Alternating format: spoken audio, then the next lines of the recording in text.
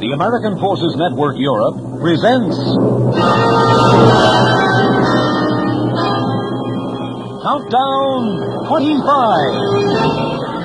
A silver replay of the best of AFN's 25 years on the air.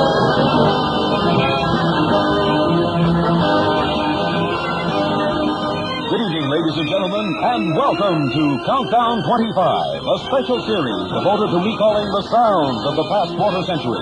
The sounds of music, the sounds of comedy, the sounds of drama and of history.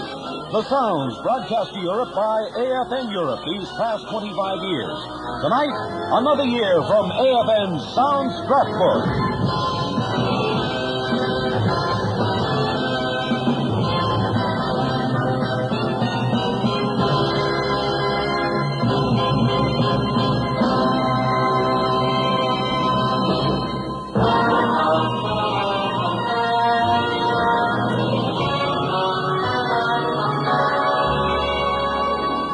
This evening, we recall the year that began for AFN on the 4th of July in 1959. In my country, the name Adenauer has come to symbolize the determination of the German people to remain strong and free.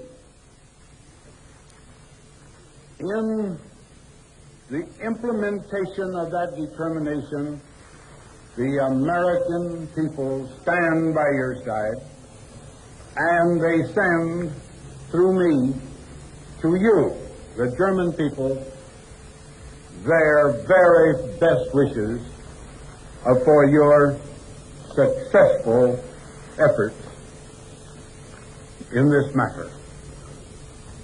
And the American people stand by your side in ensuring that the loyal free people of free Berlin will, like yourselves, continue always to enjoy that great privilege.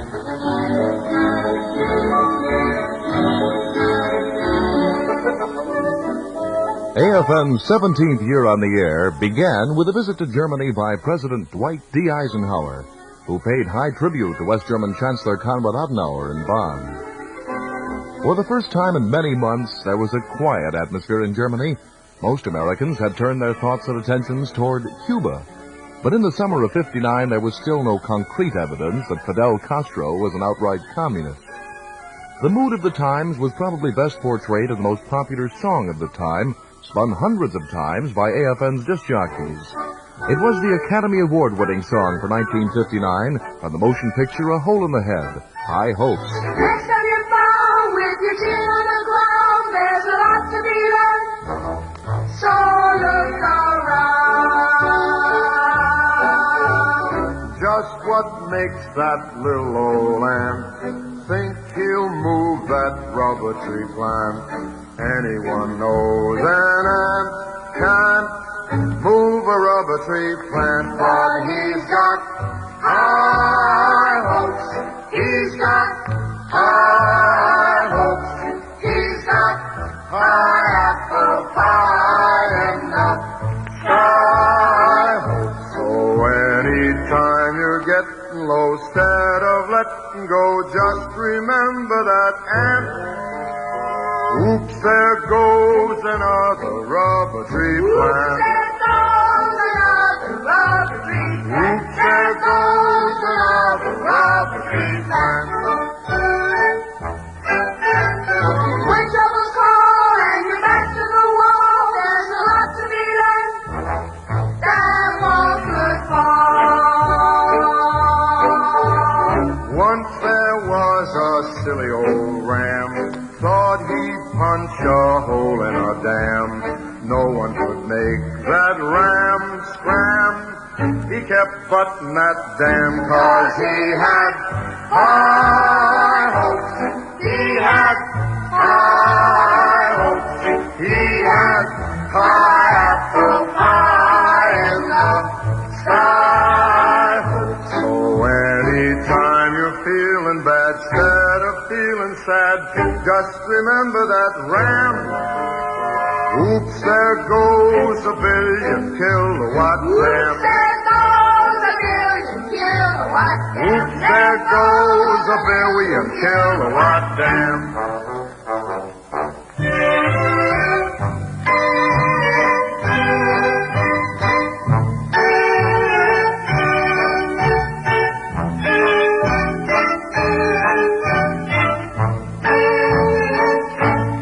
Problems just a toy balloon. They'll be bursting soon. They're just bound to go pop.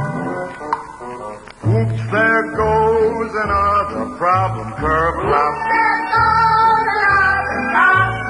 Oops, there goes another problem curve up. When President Eisenhower arrived in Bonn in September of 1959, he was greeted there by Chancellor Adenauer. Sehr verehrter Herr Präsident, es ist mir eine große und von Herzen kommende Freude, Sie auf deutschem Boden im Namen der Bundesrepublik Deutschland willkommen heißen zu können. Mr. President, on behalf of the Federal Republic of Germany, I have great pleasure to welcome you on German soil. I've always been deeply moved by the sight of that great monument to freedom at the entrance to New York Harbor, the Statue of Liberty. And AFN's listeners also heard President Eisenhower's response. Mr. Chancellor, ladies and gentlemen, I am deeply grateful to you, Mr. Chancellor, for your words of welcome, and indeed for the warm welcome that your fellow citizens here at this airport have accorded to me and to my party. Another stop for the President, London, where he met both Queen Elizabeth and Prime Minister Harold Macmillan. Well, Mr. President, I want to start by saying how much we all welcome you here. Hundreds of thousands of our people have seen you in the streets, and millions of our people will be watching you tonight. In the 17 years of our friendship, which I think started in North Africa, we've had many frank talks together, and I think we can have a frank talk this evening.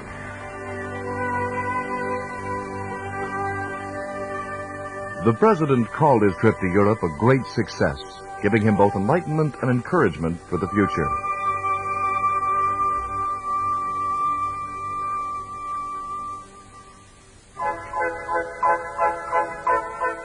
One of the biggest hits of all time made its debut during AFN's 17th year of broadcasting.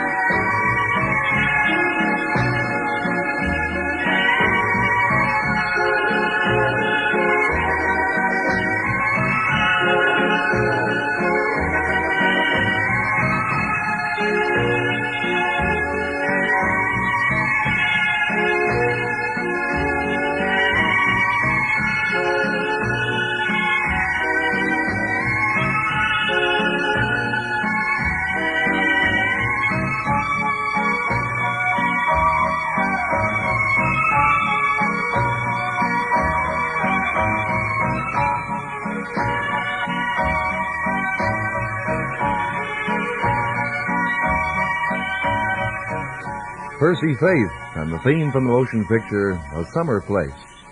Another theme was also flowing over the AFN airwaves that year, the theme from the popular television series...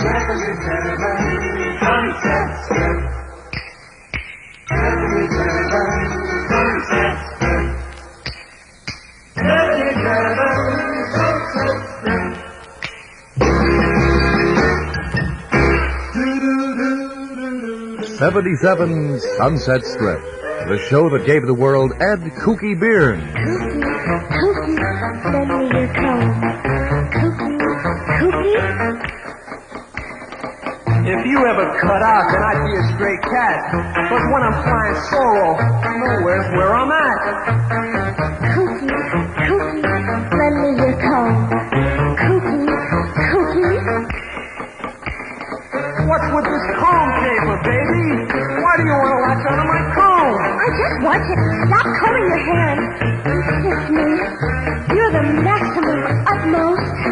Well, I'm beamed in on Dreamsville and I'm moving right now. Because that's the kind of scene that I dig. Baby, you're the ginchiest.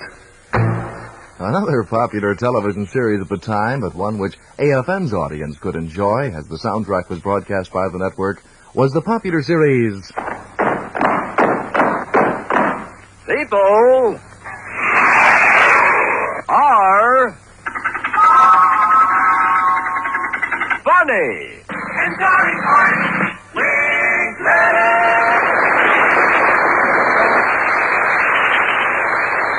Isn't it true that people are funny about the sense of time?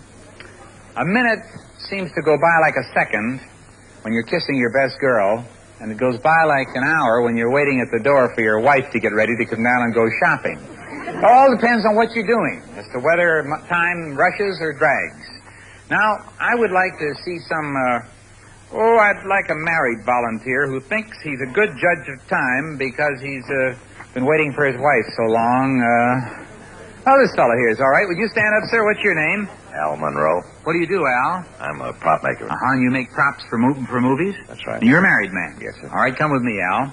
We're going to come right down here. Now, right on the other side of this little stand is a clock.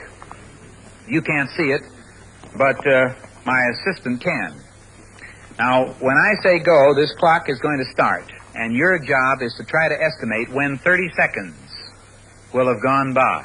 Now, you just say stop when you think 30 seconds gone by. In the meantime, I'll chat with you so you can't just count. Okay?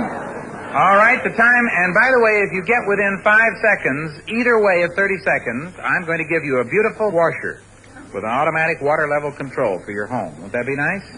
5 seconds either way of 30. Now, let's see how good a clock you have in your head, and the time starts right now. Where are you from originally, Al? Everett, Massachusetts. How long you been in Hollywood?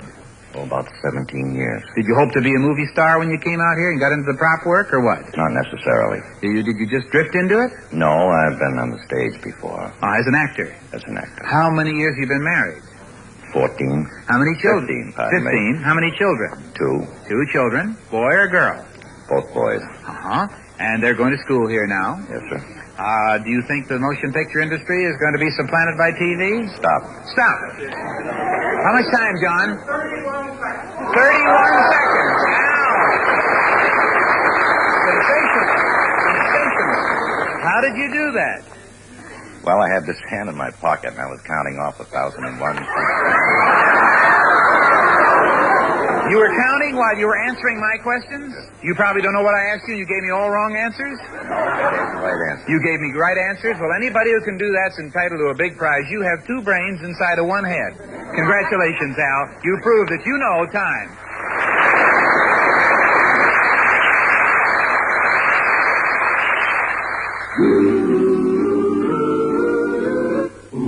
People are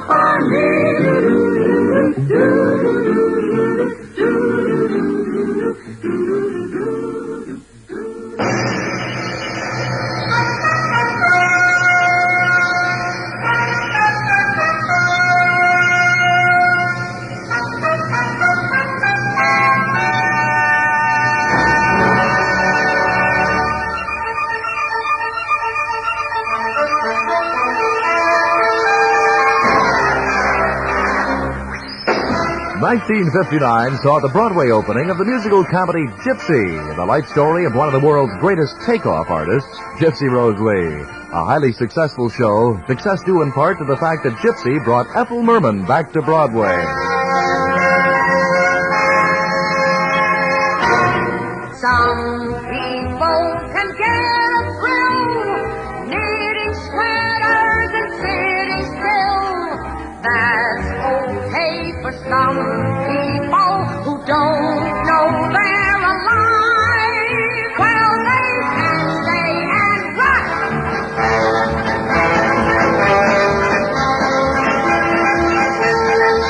But not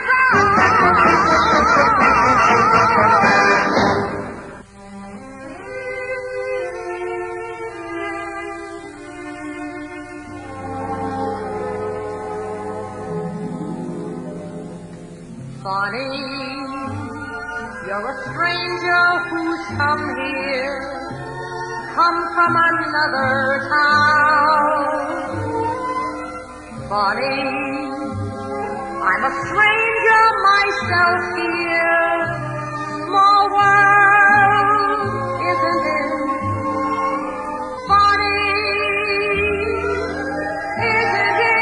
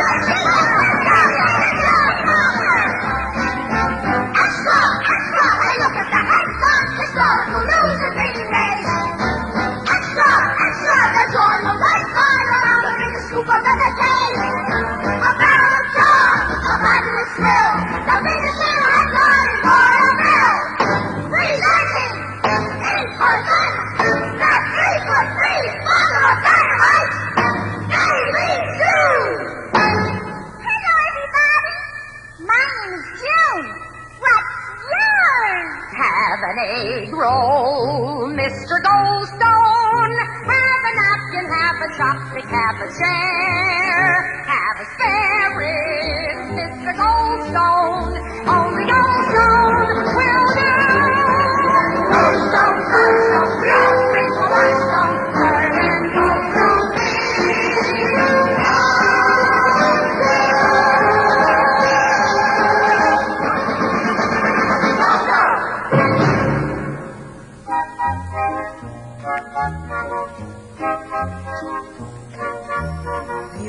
You'll never get away from me. You can climb the tallest tree. I'll be there somehow.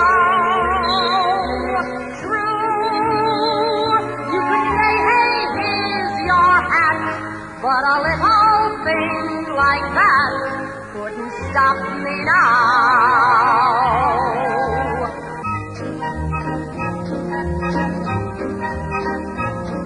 Wherever we go, whatever we do, we're gonna go through it together. We all take a bow in losing the town, though business is lousy and slow. With Herbie's in Louise's bird, all we need is someone with nerve. Together, wherever we go.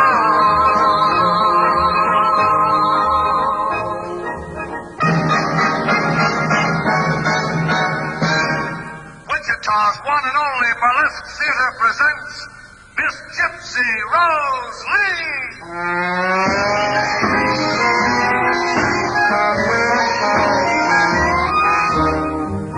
Let me entertain you. Let me make you smile. And we'll have a real good time. Yes, sir. We'll have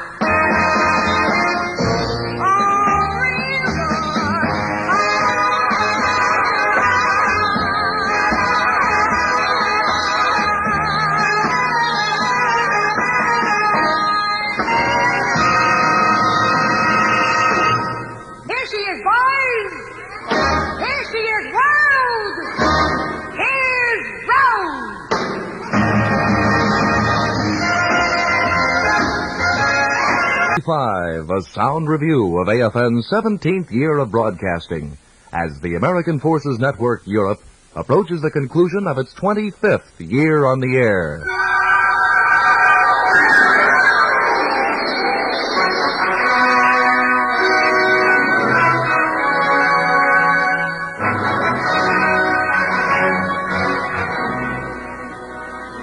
That 17th year began, as we recalled earlier, with President Eisenhower's historic trip to Europe.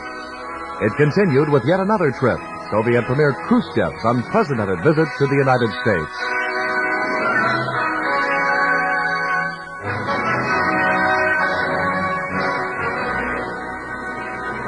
Khrushchev's visit began on September 15, 1959, and President Eisenhower greeted the Russian leader. I welcome you, your family, and party to the United States. On behalf of the government and of the people of America, I express the hope that you and they will find your stay among us interesting and useful. I am looking forward to the talks we will have together. Although we shall not be negotiating any issues affecting the interests of other countries, I trust that a full and frank exchange of views on many subjects may contribute to better understanding on both sides of unresolved international questions. During your stay here, you will have an opportunity to see something of our country, our institutions, our customs, and our people. You will have a chance to speak with individuals and groups from all walks of life.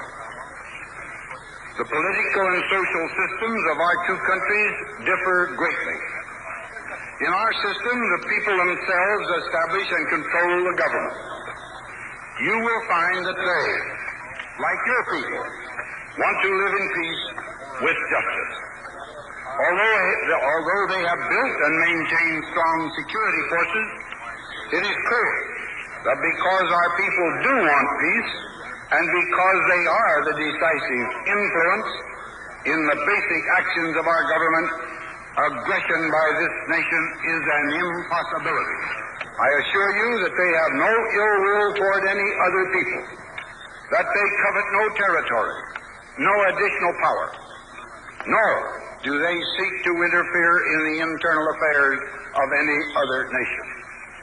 I most sincerely hope that as you come to see and believe these truths about our people, there will develop an improved basis on which we can together consider the problems that divide us. After all, our common purpose should be, as always, a just, universal, and enduring peace.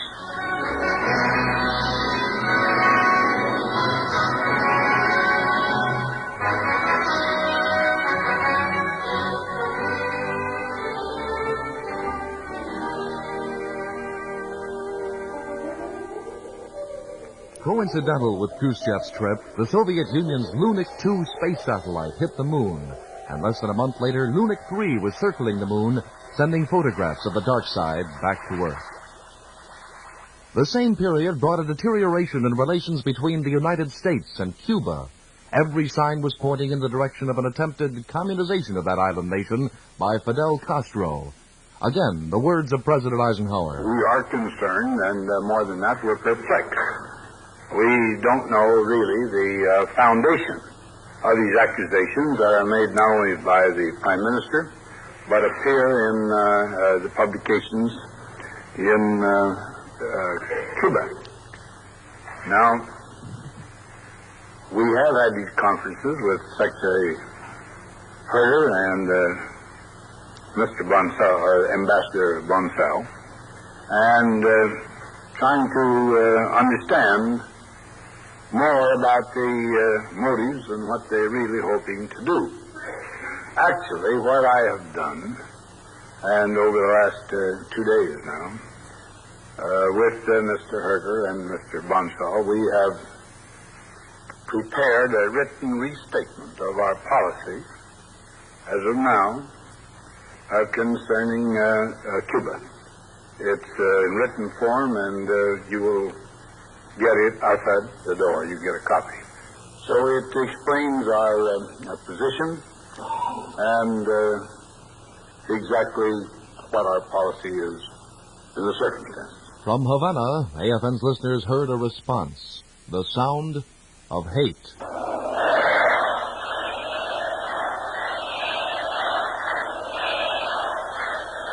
Cuba sí, Yankee no, a thought echoed by Fidel Castro's brother Raúl. No fue recibido con vítores y demostraciones de agradecimiento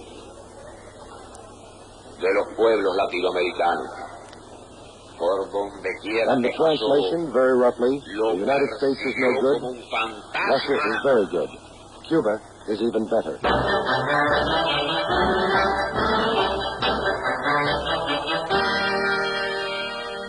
Back in the U.S., the Jet Propulsion Laboratory in Pasadena, California made news during AFN's 17th year by bouncing a voice signal off the moon.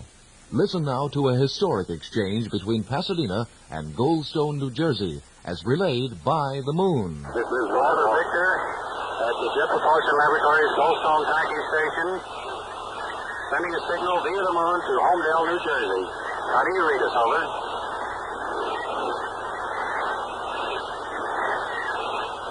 This is Bill Jenks at Belcoma Laboratories, Homedale, coming right back to you all. I read you loud and clear, coming in very fine. What is the length of time that you calculate for your voice to get out to read? Over. It seems like, Bill, that it takes about 5 seconds for me to get a reply back from you.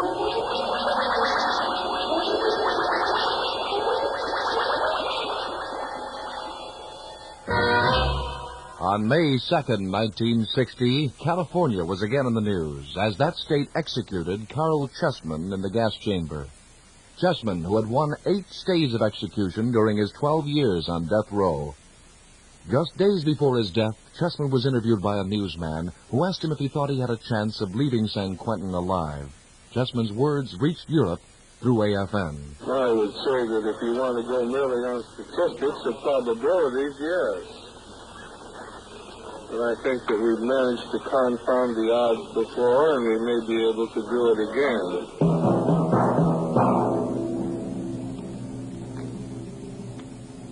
Two other significant developments during AFN's 17th year on the air: the Russian downing of an American U-2 reconnaissance plane piloted by Francis Gary Powers, and the capture of former Nazi SS general. The period also brought news of the death of lyricist Oscar Hammerstein II. The last interview he granted was heard over AFN's airwaves. It was done in the States and found Hammerstein and his interviewer, both with tongues in cheek, conversing over the enormously successful Rodgers and Hammerstein collaboration on Oklahoma. I don't know if I told you about the game that Mr. Rodgers and I often play. Explain why Oklahoma was a dire failure? No. Well, let's assume it was a failure. Only ran 4 or 5 weeks. I can tell you why. And why 2 professional men like Mr. Rodgers and I could have made so many mistakes, one would wonder. The girls' chorus did not appear in Oklahoma until the curtain had been up for 40 minutes. Now, how do you expect a musical comedy to get over with that kind of inexpert handling? Has to flop. Has to flop. One of our best songs, Oh, What a Beautiful Morning, was wasted in the first 3 minutes of the play while the audience was still being seated. Theoretically, nobody should have heard it. That's right. Well, what's the story of Oklahoma? The first act is about a girl who decides which man to go to a dance with, Judd or Curly. There's almost no other plot in the first act. In the smokehouse scene, Judd and Curly get dramatic for a moment, but they're still arguing about the same issue. Who's going to take this girl to the dance? That's hardly a momentous conflict. Hardly a momentous conflict. How could the play possibly have been a success? In the second act, no important new numbers came into the score. They were all reprises of numbers that were in the first act, and 2 or 3 minor numbers in the second, except Oklahoma, the number Oklahoma. So we can go on explaining why Oklahoma was a flop. Well, you and Dick have simply been living professionally on borrowed time ever since 1941. That's right. Oscar, in Sweet Adeline, you tackled a lyric in which you set forth a question that posed the whole problem of being. Naturally, since you're in love with love and in everything that reflects love, you tacked it to the question of love, and you said, why was I born? Obviously, to love you. Now, philosophically, why were you born? Well, I think it's asking a great deal of me to tell you why I was born, because, of course, I don't know, beyond the fact that I know why everybody was born. Everybody was born to advance the life in this universe, the life that we all live and that we all contribute to. Nobody was born just to live all by himself or to do something all by himself. I was born to be talking to you now. But as long as there's life, there's theater. Well, I would say that, yes.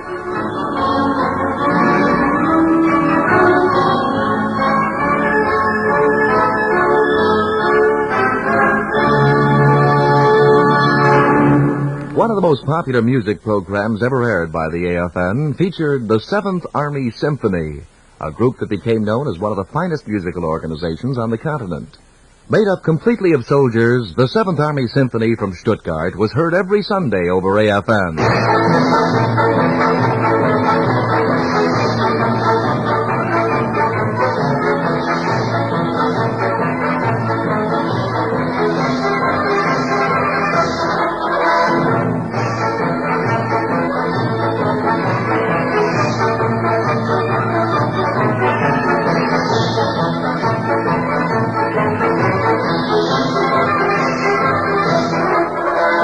From Stuttgart, this is Army Sergeant Everett Glenn welcoming you to the first in the current series of recorded summer concerts by the 7th Army Symphony Orchestra, presented each Sunday through the cooperation of the 7th United States Army and the American Forces Network, Europe.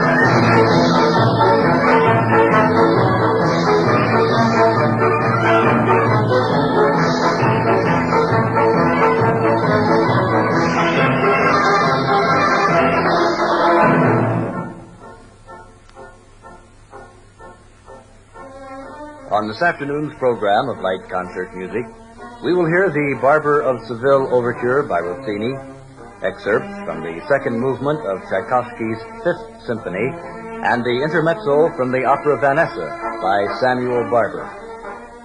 Also to be heard on Summer Symphony today are the Bacchanal from Samson and Delilah by Saint-Saëns and the Porgy and Bess Suites by George Gershwin. In 1942, the Armenian composer Aram Khachaturian received the first-degree Stalin Prize in recognition of his folk ballet, Gayany. The ballet, which tells of cotton pickers on a collective farm in Soviet Armenia, was premiered that year in the city of Molotov by the Opera and Ballet of the Leningrad State Academy. It proved an immediate success. The ballet evolves around a patriotic Armenian girl, Gayany, and her husband, Giko, a brutal man who turns traitor against the communist regime and burns the collective farm. When Gayany is threatened by her husband, help comes in the form of a dashing Soviet Army commander who deposes the husband and marries Gayany. As the second work on today's concert hour, the 7th Army Symphony Orchestra will play a number from Khachaturian's ballet. Here now is the slashing, explosive Dance with the Sabers.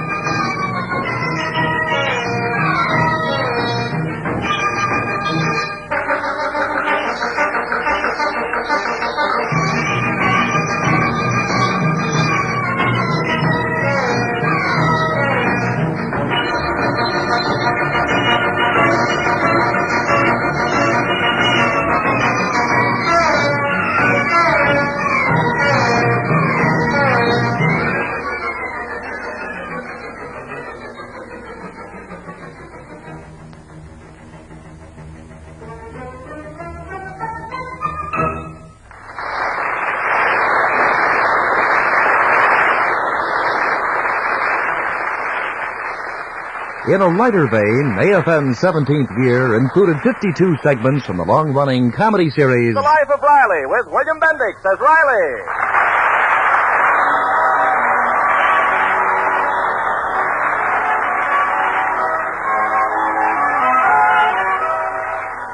Chester A. Riley's two children are 16 and 13, but doting daddy still thinks of them as babies. So whenever Babs or Junior show the slightest indication of growing up, a family crisis invariably results. The scene opens at Riley's California bungalow in the kitchen, where a crisis is now cooking. But, Mother, it's a wonderful job, and it's only for the summer, and it's not as if I were going away thousands of miles. It's only to San Francisco. Well, that's less than 500 miles from here. Oh, Mom, let her go. Now, you stay out of this, Junior. Anyway, why are you so anxious for your sister to leave home? So I can move into her room. Oh, but I guess it's hopeless. Pop will never let her go. Oh, Junior's right, Babs. As far as I'm concerned, you're old enough to take care of yourself, but your father'd never consent to you living away from home. But, Mother... It's the facts, Babs. The last time you were out with Simon Vanderhopper and you didn't come home by 10, Pop called up the FBI. But I won't be living alone, Mother. There'll be other girls, and we're all going to stay at the YWCA. Now, take my tip, Babs, and don't even ask him, or you'll get sore. Well, I will so ask him, and don't you spoil things. Hey, anybody home? Listen, let's all act real sweet to him and get him feeling good. And then when I... Well, hiya, Dumpling. Hello, Hiya, dear. kid. Hiya, Pop. Oh, Daddy, dear, you look so tired, you poor thing. Here, let me take your lunchbox. Let me hang up your coat, Pop. Here's the evening paper, dear. Shall I get your slippers for you, Daddy? Would you like me to run down to the corner and get you some cigars? Excuse me, I must be in the wrong house. Why, Daddy, what do you mean? I know what you mean, and the answer is no, I'm broke. But, Daddy, I'm not asking you for money. You're not? No, it's about something else. Well, aren't you going to ask me what? I got a feeling this is a trap, and I'm walking right into it. Don't be silly, dear. All right, what is it? Well... I'm warning you, Babs. She'll say no. Oh, shut up, Junior. Daddy, may I take a job this summer? A job? Well, certainly. Why not? Well, Junior, you expected me to say no, huh? This will teach you that when you try to find out what's in my head, you're up against a stone wall.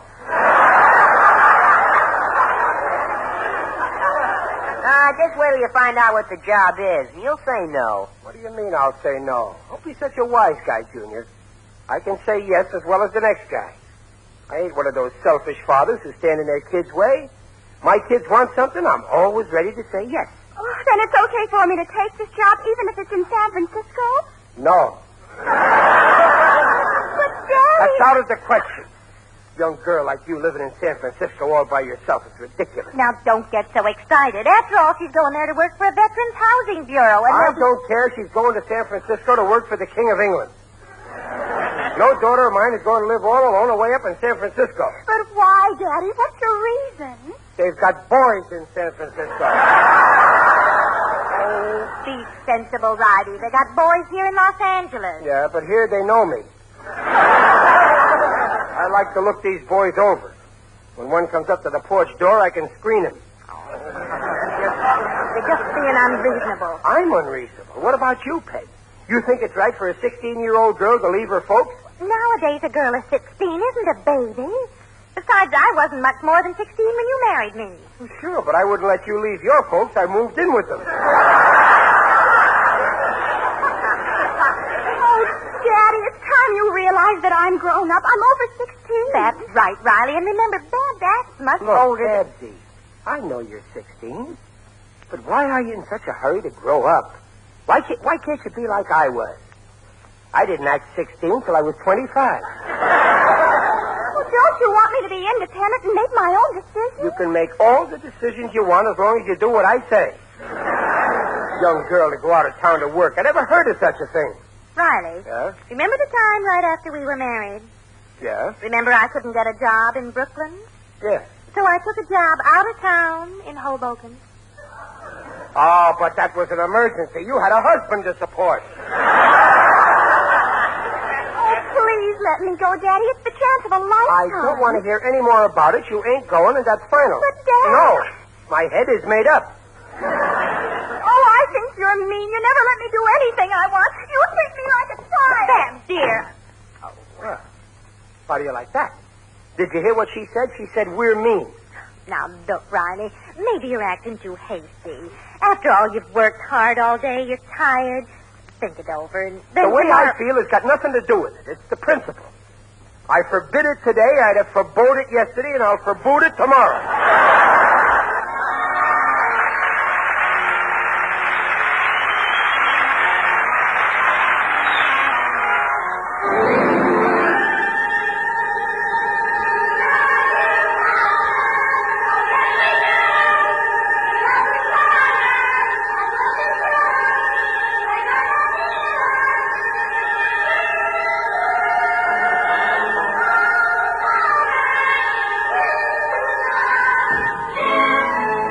1959 brought the opening of the Broadway hit Bye Bye Birdie, a show that added these songs to AFN's library of hits. Hi, Nancy. Hi, Helen. What's the story? Morning glory. What's the tale? Nightingale. Tell me quick about you guys, Tim. Hi, Martin. Hi, Alice. What's the story? Morning glory. What's the word? Hummingbird. Have you heard about you going in?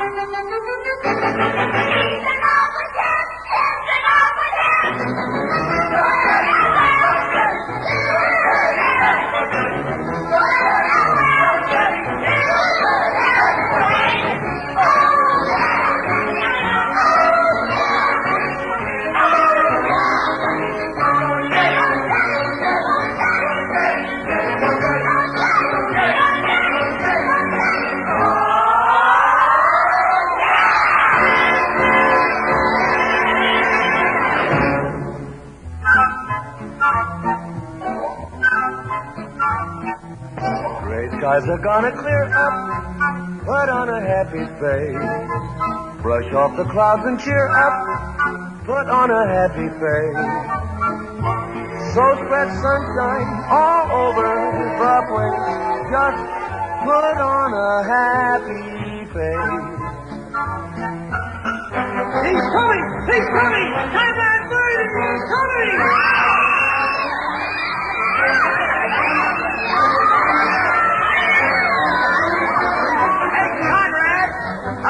A few questions. How do you feel about going in the Army? How does he feel? You ask how he feels, he's much too shy to tell you, so I'll tell you how he feels. He feels brave and eager, strangely humble, proud to be a plain GI. He will gladly face those bullets. Boy, he's not afraid to die.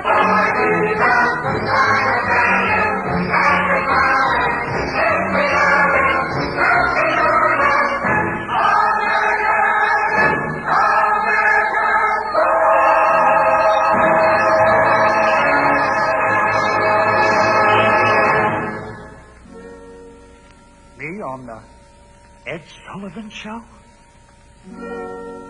Ed Sullivan.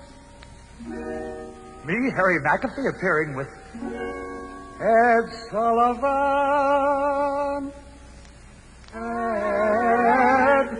Ed Sullivan. Ed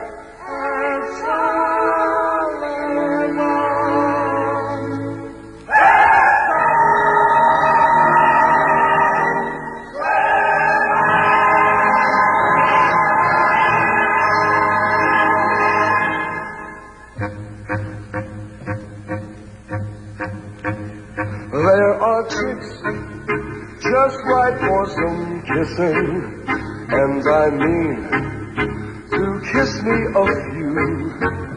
Man, those chicks don't go up there missing. Oh, we got a lot of women, such a lot of women, what a lot of women to do.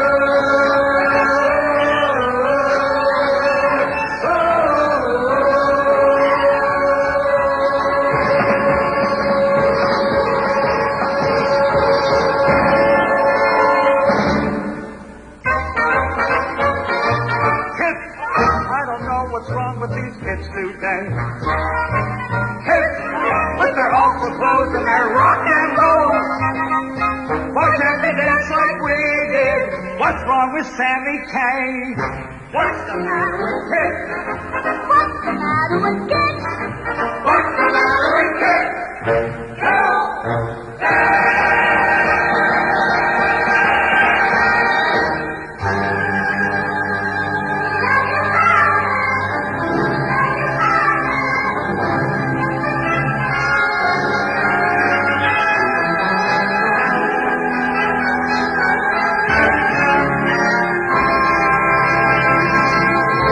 Bye-Bye Birdie, of course, was a satire on the rise to stardom of Elvis Presley. Presley, who found himself drafted into the Army and was serving in Germany in 1959. Just before his discharge, Elvis granted an interview to AFN's Johnny Morris.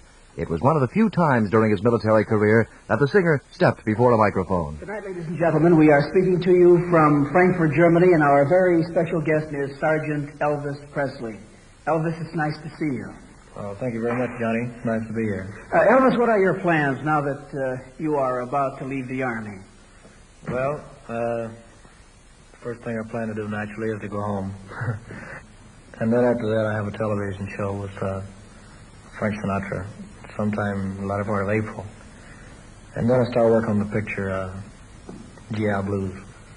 And after that, heaven knows I don't.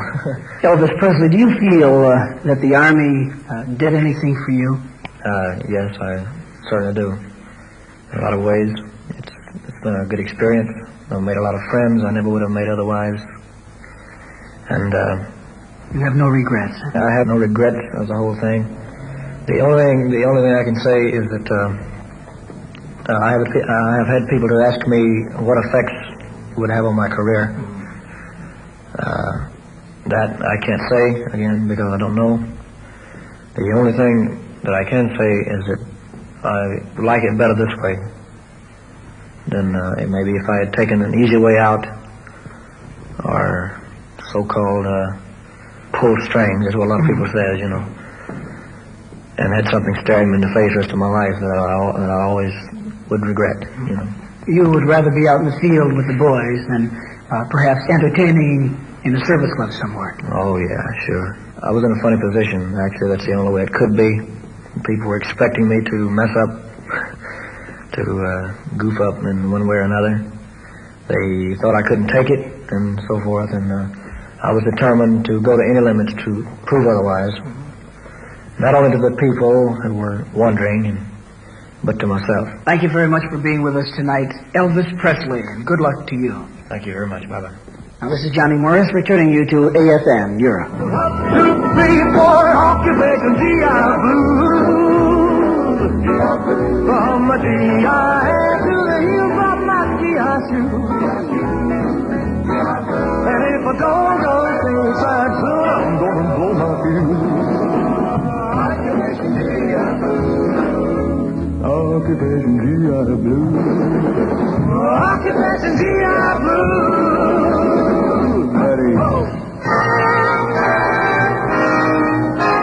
You've been listening to Countdown 25, a silver replay of the best of AFN's 25 years on the air.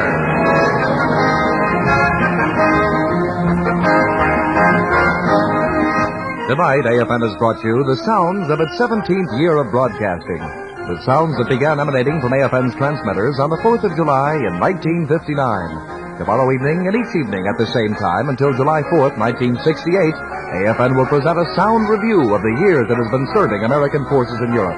A countdown to AFN's silver anniversary.